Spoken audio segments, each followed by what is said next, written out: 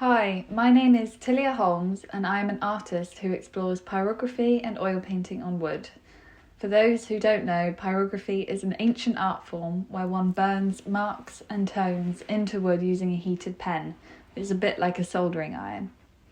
My artistic background really stems from my parents who've worked in wood their whole lives and own a gallery in Abbotsbury in Dorset called Damsel Gallery, which specialises in quality woodwork from over 200 makers working in the UK. Alongside my artistic education, I've been developing my wood art and selling and exhibiting pieces across the UK. My background has impacted my artwork from being surrounded by nature my whole life and growing up in the beautiful Dorset countryside. The inspiration from trees became a strong theme in my work, where I aim to create sort of a window into the woodland with each piece and celebrate the importance of trees in the world. So I first experimented with pyrography in A-level, where I did a project on my family tree and I pyrographed portraits of me and my brother on a large piece of wood. From here I loved using wood as a canvas and I felt I'd really found my medium to work with. So my biggest influences are definitely my mum and dad, who are always working on new projects and creating new things. My partner, who is a musician, inspires me to keep making and utilise as many hours as I can within a day. I'm greatly inspired by my friend and talented artist Michelle Lucking, who creates incredible pastel paintings. Her drive and quality of work has inspired me to keep making.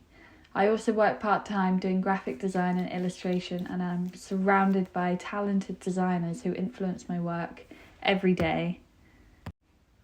An artist that I've always loved and has always inspired me from early in my education is Alyssa Monks, who does incredible hyper-realistic oil paintings, and I've always tried to obtain that level of detail within my own work.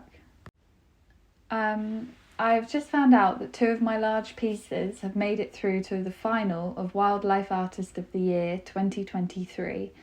They will be on display at the Mall Galleries in London in September, which is really exciting. It's great to be involved in such an amazing cause like the David Shepherd Wildlife Foundation. I've recently also been collaborating with a woodturner named Paul Dance, who I met whilst teaching one of my pyrography courses. I've just finished a design on one of his beautiful bowls, which has been really different for me working on a 3-dimensional canvas.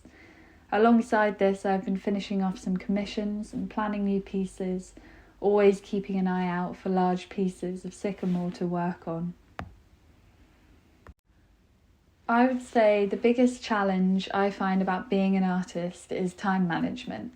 To utilise the hours where I'm feeling creative and inspired, and to accept that sometimes it's best not to force being creative.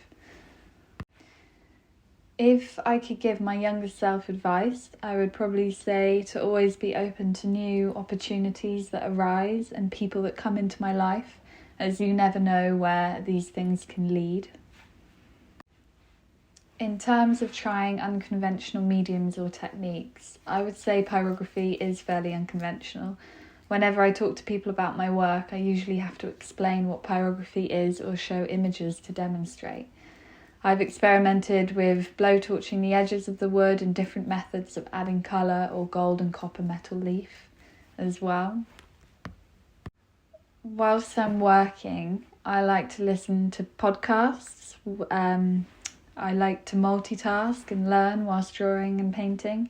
Being creative, it's great to be able to do that, as it's not quite so easy with other types of work.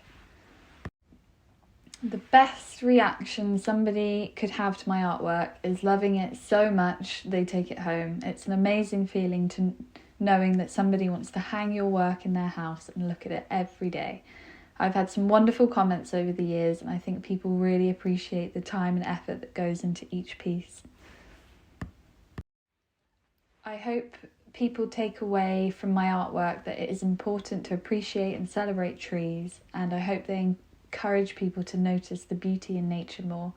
Wood is such a tactile material, and it has never been more important to use sustainably sourced materials.